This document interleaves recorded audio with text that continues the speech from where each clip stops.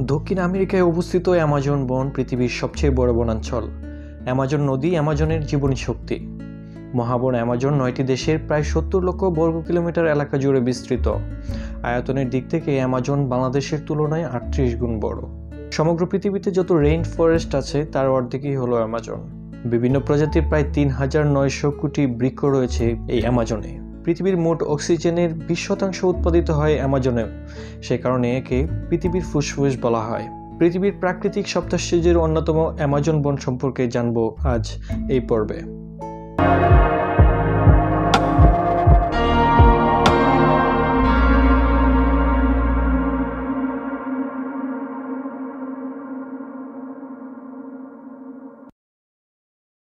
Amazon বনের সৃষ্টি হয়েছিল প্রায় 5 কোটি বছর আগের ইউসিন যুগে।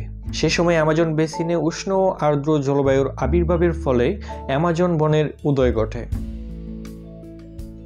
অ্যামাজন জঙ্গল দক্ষিণ আমেরিকার প্রায় বেশিরভাগ অংশ জুড়ে বিস্তৃত।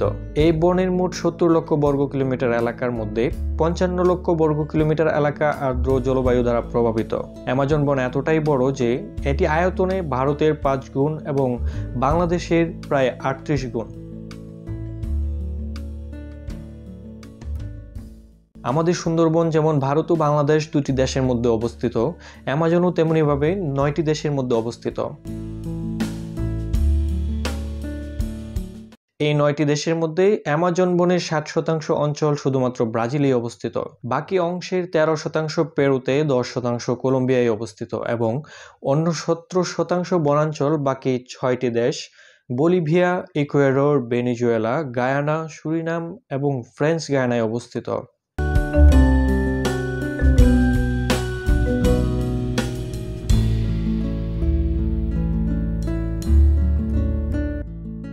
আকারের বিশালতার মতোই অ্যামাজনের প্রাণী ও উদ্ভিদকুলের মাঝেও রয়েছে অবিশ্বাস্য বৈচিত্র্য।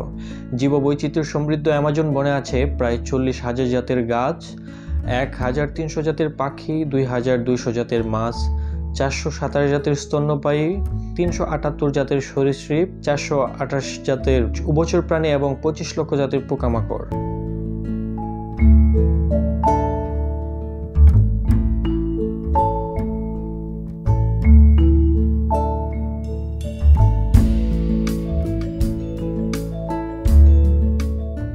বনেন্দ্র সৌন্দর্যের পাশাপাশি বিপজ্জনক অনেক প্রাণী অ্যামাজন জঙ্গলে বসবাস করে। চিতাবাঘ, বৈদ্যুতিক ইল, পিরানহা, বিষাক্ত ডার্ট ফ্রগ সহ অসংখ্য বিষাক্ত জাতির সাপ রয়েছে অ্যামাজন বনে। পেরুর আন্দিস পর্বতের নেভাদো মিসপি নামক চূড়া হতে অ্যামাজন বনের ভিতর দিয়ে প্রবাহিত নদীটি অ্যামাজন নদী হিসেবে পরিচিত। এটি পৃথিবীর দ্বিতীয় দীর্ঘতম নদী। এই নদী বিশ্বের যে কোনো নদীর তুলনায় বেশি পরিমাণ জল ধারণ করে। প্রায় 1000 উপনদী মিলিত হয়ে অ্যামাজন নদী গঠিত। এসব উপনদীগুলোই বনের জীবন শক্তি। প্রধান কয়েকটি উপনদীর মধ্যে 17টি নদীর দৈর্ঘ্য 1000 মাইলেরও বেশি। বনের ভিতর দিয়ে প্রবাহিত অ্যামাজন নদী এই বনের বিস্তৃতির পেছনে গুরুত্বপূর্ণ। এসব উপনদী বিশাল জঙ্গলের মধ্যে যাতায়াতের জন্য সবচেয়ে কার্যকরী পথ হিসেবেও কাজ করে। অ্যামাজন নদী দক্ষিণ আমেরিকার প্রায় 3000 মাইল পাড়ি দিয়ে 5টি দেশ বিধৌত হয়ে আটলান্টিক মহাসাগরে গিয়ে পড়েছে। এই নদী মোট বৈশ্বিক জলের প্রায় 20 ভাগ জল সমুদ্রে বহন করে থাকে।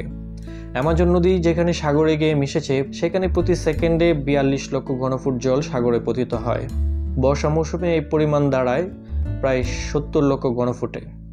অ্যামাজনের বেসিন হলো পৃথিবীর সর্ববৃহৎ জল নিষ্কাশন বেসিন, যা প্রায় 70 লক্ষ বর্গ কিলোমিটার এলাকা জুড়ে বিস্তৃত।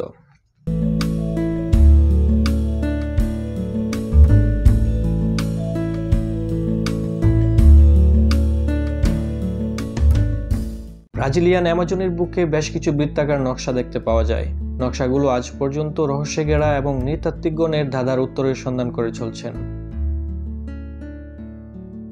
ধারণা করা হয় নকশাকৃত অংশগুলোর সমাধি অথবা সুরক্ষা ক্ষেত্র হিসেবে ব্যবহৃত হতো।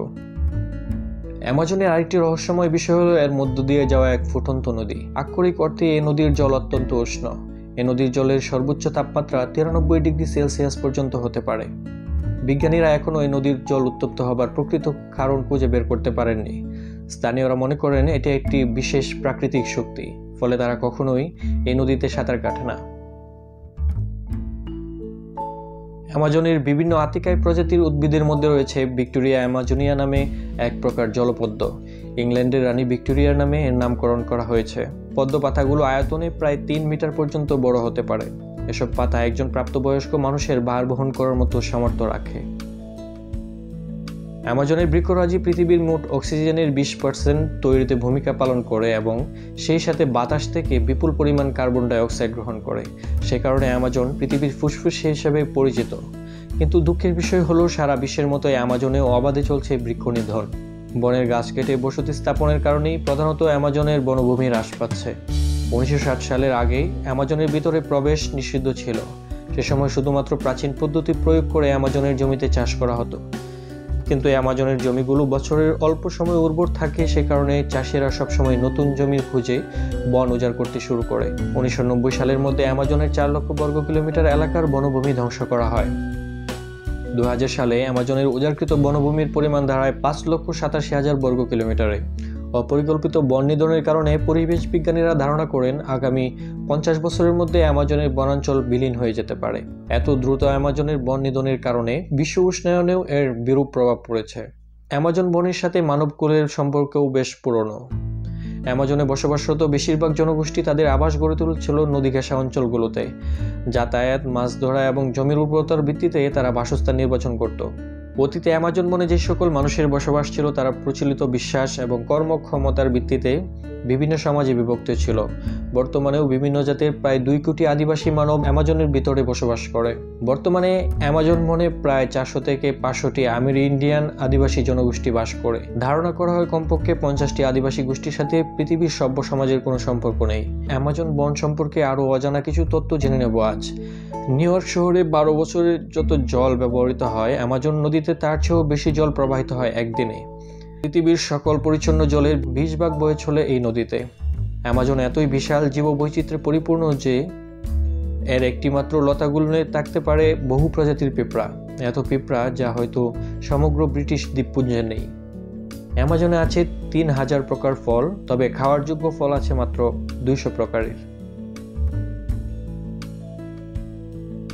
এই বনে 10 মিলিয়ন প্রজাতির প্রাণী রয়েছে। এর মধ্যে 40,000 প্রজাতির গ্রাস, 1,300 প্রজাতির পাখি, 3,000 প্রজাতির মাছ এবং 2.5 মিলিয়ন প্রজাতির বিভিন্ন পোকামাকড়। একসময় হেনরি ফোর্ড অ্যামাজনে রাবার চাষের উদ্দেশ্যে একটি ওয়ার্ক হাউস তৈরি করেন। এখন সেই ফোর্ল্যান্ডিয়া পরিত্যক্ত ভূতের বাড়ি হিসেবে পরিচিত। সাহারা মরুভূমি থেকে প্রতি বছর 40 মিলিয়ন টন বালি উড়ে আসে অ্যামাজনে। অ্যামাজন নদী থেকে এত পরিমাণ সুমিষ্ট জল সমুদ্র গিয়ে মেশে যে প্রায় 100 মাইল পর্যন্ত সমুদ্রের জল কম লবণাক্ত থাকে। পৃথিবীর অক্সিজেনের 20% আসে এই অ্যামাজন বন থেকে।